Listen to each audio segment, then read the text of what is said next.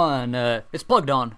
It's Keith here, and happy holidays, everyone. Merry Christmas, Happy New Year, all that good stuff. It's the end of 2018, which, you know what that means? It means it's time for our end of the year lists. So, hopefully you've seen our top TV shows, top movies, video games, songs, honorable mentions, disappointments video.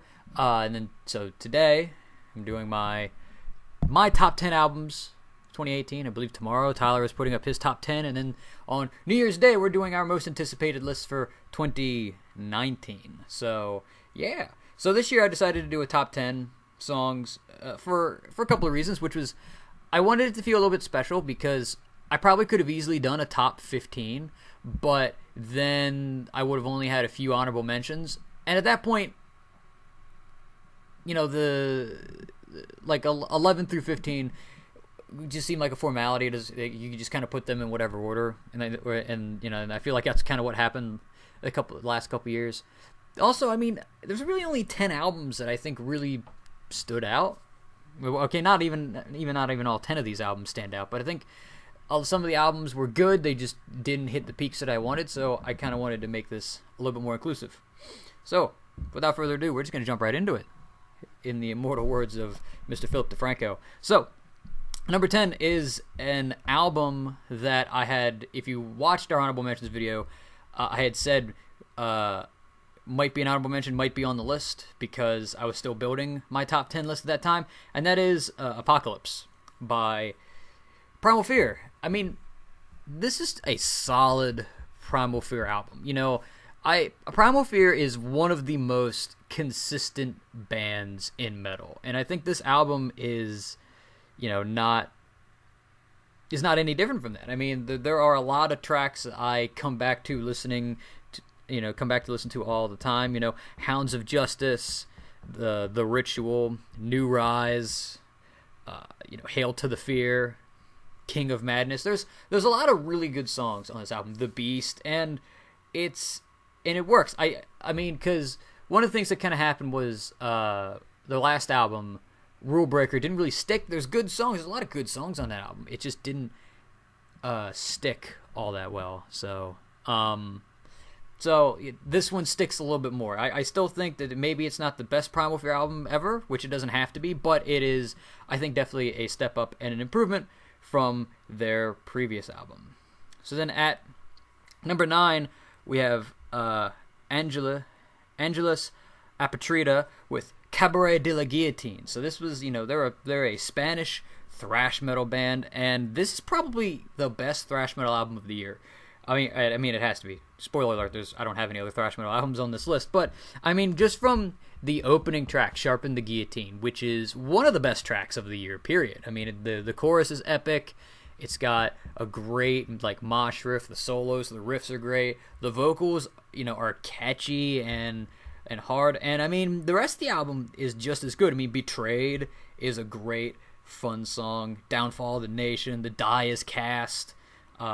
"Farewell" is a really, really well-made, classic thrash metal ballad, and I think that kind of sells it. And there's just this album has one of those productions that's so great where it still sounds raw, but it's polished.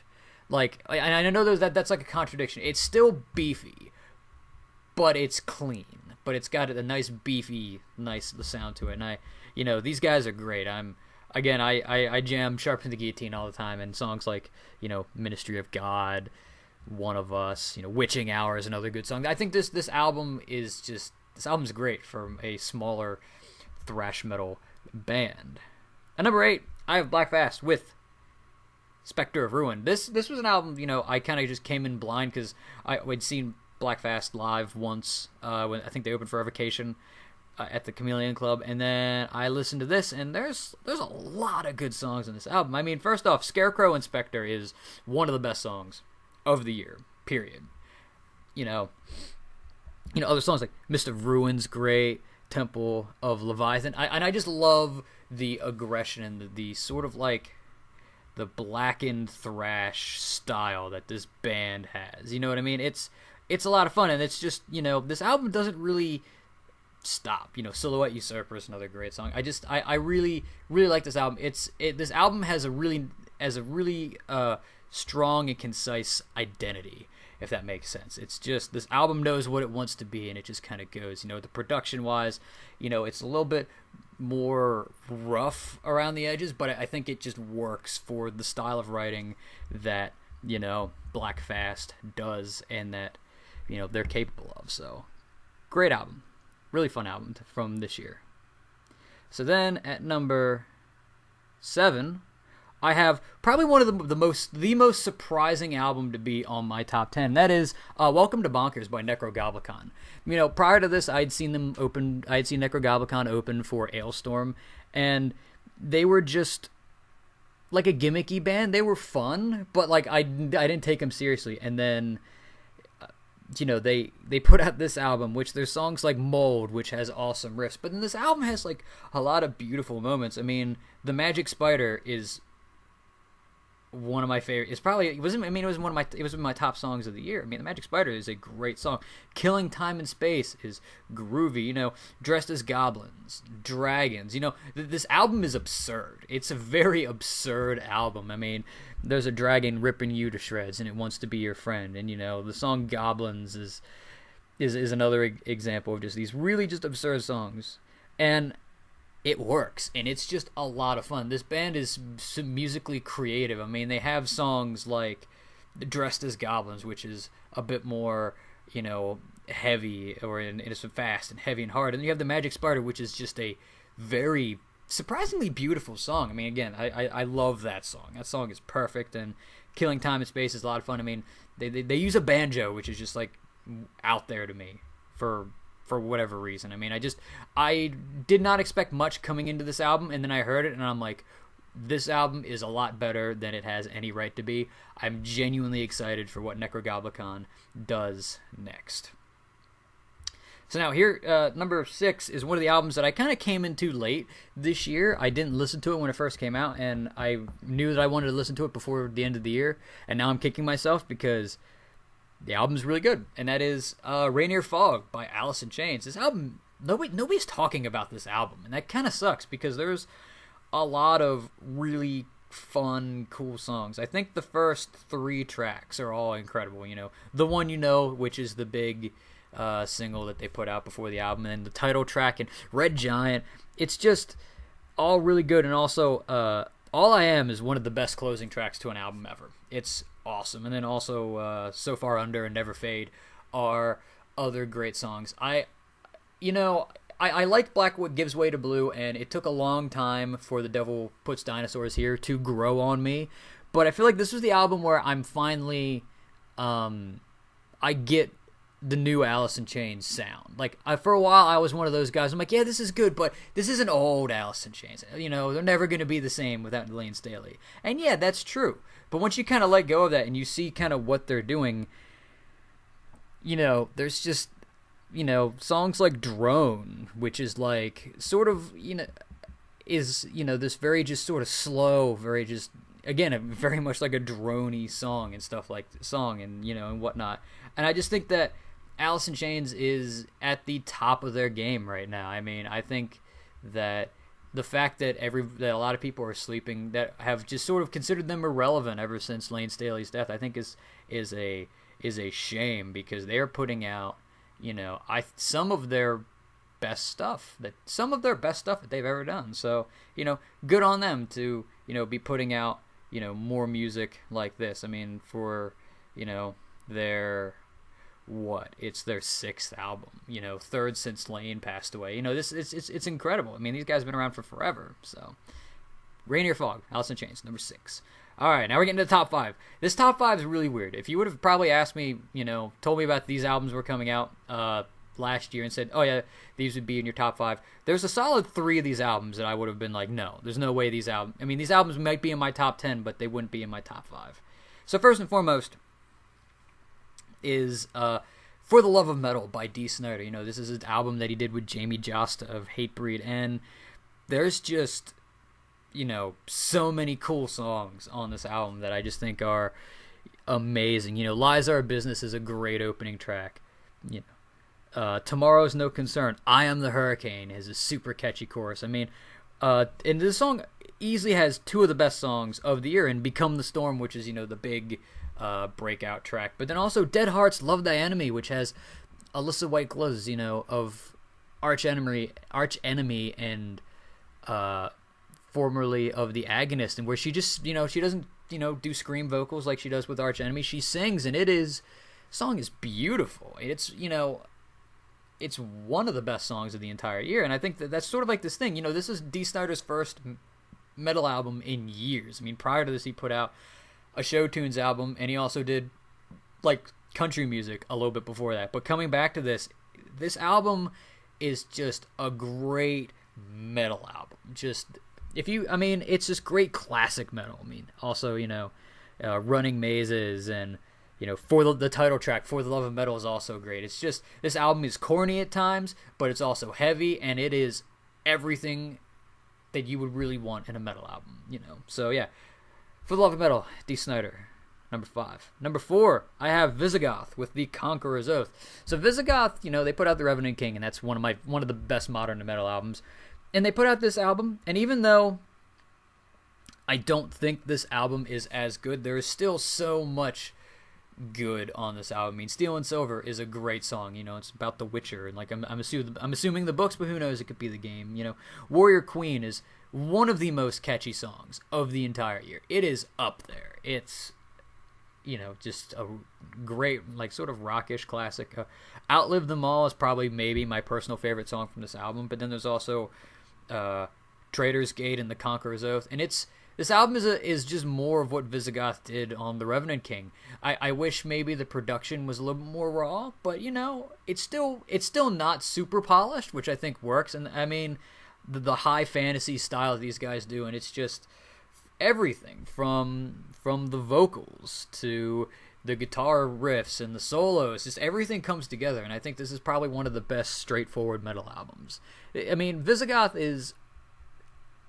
It is a shame that people are sleeping on this band, because Visigoth is one of my favorite bands just out there. They're great to listen to.